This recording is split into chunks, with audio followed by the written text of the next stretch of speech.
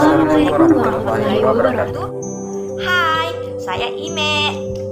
Saya Muhammad Arif Trisani. Saya Zaki. Dan saya Dita.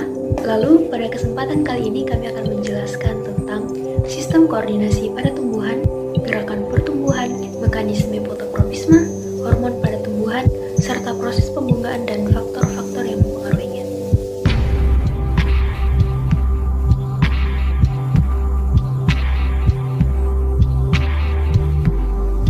Baiklah teman-teman, selamat menyaksikan video dari kami.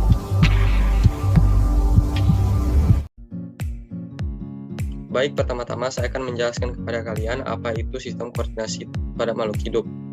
Sistem koordinasi pada makhluk hidup merupakan segala sistem yang mengkoordinir tentang aktivitas biologis dalam tubuh makhluk hidup, perubahan-perubahan lingkungan baik itu secara eksternal maupun internal organisme yang berjalan dalam keadaan normal dan harmonis. Adapun juga pembagian dari sistem koordinasi pada makhluk hidup yakni sistem saraf dan sistem hormon. Akan tetapi pada pembahasan kita di materi koordinasi pada tumbuhan ini kita hanya membahas tentang sistem hormon. Pada sistem hormon tumbuhan terbagi menjadi beberapa jenis hormon. Yang pertama ada hormon auksin yang terdapat pada meristem apikal atau bagian ujung tunas, daun yang masih muda, dan embrio yang terdapat dalam biji. Ada pula fungsi utama dari hormon auksin. Yang pertama adalah mempengaruhi pertumbuhan, diferensiasi dan perkembangan pada akar, mempengaruhi perpanjangan batang, yang ketiga mempengaruhi perkembangan buah, yang keempat ada dominansi apikal, dan yang kelima berkaitan dengan fototropisme dan geotropisme. Yang kedua ada sitokinin yang terdapat pada embrio, akar dan buah. Sitokinin biasanya akan berpindah dari akar ke organ lainnya pada tanaman. Adapun fungsi dari sitokinin yakni yang pertama mendorong sitokinesis atau pembalahan sel, yang kedua mendorong pertumbuhan tanaman secara general, yang ketiga ada mendesak benih untuk melakukan perkecambahan, yang keempat ada mempengaruhi diferensiasi serta pertumbuhan dari akar, dan yang kelima menunda terjadinya penuaan atau senescen pada tanaman. Yang ketiga ada hormon giberelin yang terdapat pada meristem apikal pada tunas, ujung dan akar, embrio dan daun muda.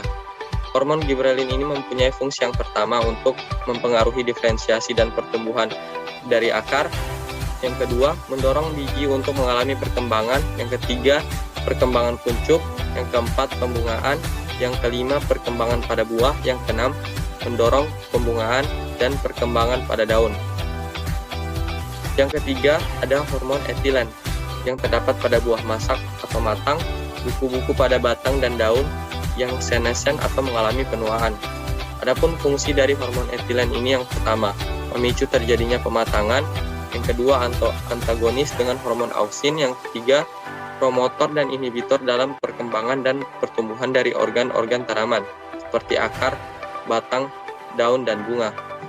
Yang terakhir ada asam habitat yang terdapat pada daun, batang, akar dan buah yang berwarna hijau. Fungsi pertama dari asam habitat itu sendiri adalah merangsang stomata untuk tertutup pada kondisi cekaman kekurangan air. Yang kedua, menghambat pertumbuhan. Yang ketiga, mempertahankan benih dalam kondisi dormansi. Materi selanjutnya yaitu gerakan pertumbuhan. Gerak pada tumbuhan relatif tidak terlihat. Gerakan tumbuhan hanya dilakukan oleh sebagian tubuh tumbuhan dan tidak seluruhnya. Tetapi hal itu juga termasuk dengan gerak. Gerak tumbuhan begitu perlahan-lahan sehingga kadang-kadang tidak terlihat oleh mata biasa. Kemampuan bergerak ini adalah salah satu ciri-ciri makhluk hidup di samping ciri-ciri yang lain seperti pertumbuhan, reproduksi, metabolisme, dan lain-lain. Pergerakan pada tanaman rendah, terutama yang bersel satu, dapat bergerak dalam arti kata berpindah tempat. Gerakan tanaman rendah semacam itu sering disebut dengan gerak lokomotoris. Sedangkan pergerakan yang terjadi pada tumbuhan tinggi tidak dapat melakukan pergerakan pindah tempat seluruh tubuhnya. Oleh karena itu, hanya memungkinkan berupa pembengkokan bagian tanaman, pembalitan, getaran, dan lain sebagainya. Selanjutnya, kita membahas jenis-jenis gerak pada tumbuhan. Berdasarkan atas penyebab timbulnya gerak dapat dibedakan antara gerak tumbuh dan gerak turgor. Gerak tumbuh adalah gerak yang ditimbulkan oleh adanya pertumbuhan sehingga menimbulkan perubahan elastis. Sedangkan gerak turgor adalah gerak yang timbul karena terjadi perubahan turgor pada sel-sel tertentu dan sifatnya elastis juga. Berdasarkan arah rangsangannya, gerak pada tumbuhan dibedakan menjadi tiga, yaitu gerak hidrofobis, gerak etionom, dan gerak endonom atau autonom. Yang pertama yaitu gerak hidrotropis. Gerakan ini disebabkan oleh perbedaan kadar air. Sel-sel tumbuhan mempunyai kemampuan yang tidak sama dalam menerima dan melepaskan airnya. Jika lingkungan dalam keadaan kering, sel-sel yang lebih cepat melepaskan air akan berkerut, sementara sel-sel yang lainnya relatif tetap. Akibatnya akan terjadi tarik-menarik antara bagian yang kekurangan air dan bagian yang normal. Kekuatan tarik-menarik ini akan menentukan arah gerak tumbuhan. Contohnya, pecahnya anulus pada sporangium paku. Anulus merupakan kumpulan sel berindik tebal sekitar sporangium paku yang berfungsi untuk melepaskan spora. Selanjutnya yaitu gerak etionom. Berdasarkan hubungan antara arah respon gerak dengan asal rangsangannya, gerak etionom dapat dibedakan menjadi gerak tropisme, gerak nasti, dan gerak taksis.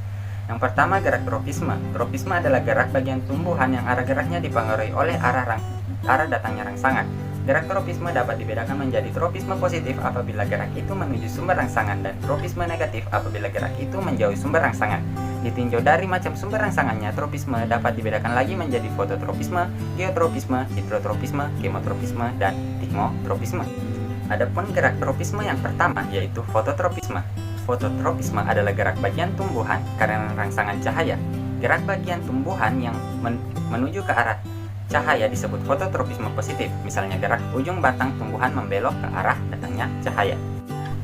Jenis gerak tropisme yang kedua yaitu geotropisme. Geotropisme adalah gerak bagian tumbuhan karena pengaruh gravitasi bumi. Jika arah geraknya menuju rangsangan disebut geotropisme positif, misalnya gerak akar menuju tanah. Jika arah geraknya menjauhi rangsangan disebut geotropisme negatif, misalnya gerak tumbuh batang menjauhi tanah. Gerak tropisme selanjutnya yaitu hidrotropisme. Hidrotropisme adalah gerak bagian tumbuhan karena rangsangan air. Jika gerakan itu mendekati air, maka disebut hidrotropisme positif. Misalnya akar tanaman tumbuh bergerak menuju tempat yang banyak air di tanah. Jika tanaman tumbuh menjauhi air, disebut hidrotropisme negatif. Misalnya gerak pucuk batang tumbuhan yang tumbuh ke atas air. Gerak tropisme selanjutnya yaitu kemotropisme. Kemotropisme adalah gerak bagian tumbuhan karena rangsangan zat kimia. Jika gerakannya mendekati zat kimia tertentu disebut kemotropisme positif, misalnya gerak akar menuju zat di dalam tanah. Jika gerakannya menjauhi zat kimia tertentu disebut kemotropisme negatif. Contohnya, gerakan akar yang menjauhi sebuah racun. Gerak tropisme yang terakhir yaitu thigmotropisme. Thigmotropisme adalah gerak bagian tumbuhan karena adanya rangsangan sentuhan satu sisi atau persinggungan. Contohnya, gerak membelit ujung batang atau sulur dari cucur Betaceae dan Passiflora. Contoh tanaman yang bersulur adalah ercis, anggur, arkisa, semangka, dan mentimun. Selanjutnya, gerak etionom yang kedua yaitu gerak nasti. Gerak nasti adalah gerakan tumbuhan yang arahnya tidak dipengaruhi oleh arah datangnya rangsangan, tetapi ditentukan oleh tumbuhan itu sendiri. Misalnya karena perubahan tekanan turgor.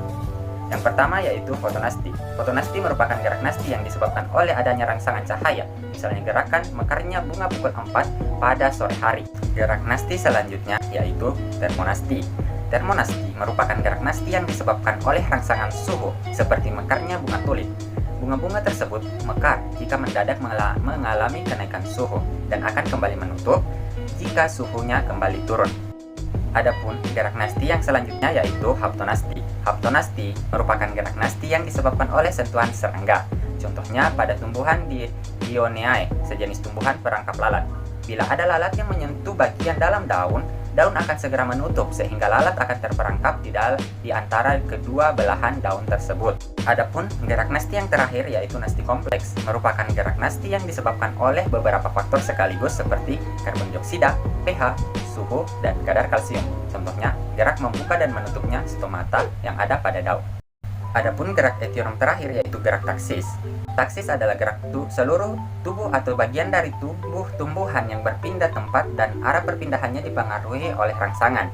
Gerakan yang arahnya mendekati sumber rangsangan disebut taksis positif dan yang menjauhi sumber rangsangan disebut taksis negatif. Umumnya terjadi pada tumbuhan tingkat rendah. Jenis taksis yang pertama yaitu kemotaksis, merupakan gerak taksis yang disebabkan oleh rangsangan yang zat kimia. Contohnya, gerak garnet jantan berflagela yang dihasilkan oleh Arteridium lumut ke arah garnet betina di dalam Archegonium. Adapun jenis gerak taksis yang kedua yaitu fototaksis. Fototaksis merupakan gerak taksis yang disebabkan oleh adanya rangsangan berupa cahaya. Contohnya, pada ganggang hijau yang langsung menuju cahaya yang intensitasnya sedang. Tetapi bila intensitas cahaya meningkat, maka akan tercapai batas tertentu dan ganggang hijau tiba-tiba akan berbalik arah dan berenang menuju cahaya. Adapun gerak tumbuhan yang terakhir yang kita bahas yaitu gerak endonom. Gerak endonom adalah gerak yang belum atau tidak diketahui sebabnya. Oleh karena itu, ada yang menduga kalau tumbuhan itu sendiri yang menggerakkan tubuhnya. Misalnya yang terjadi pada aliran plasma dalam sel.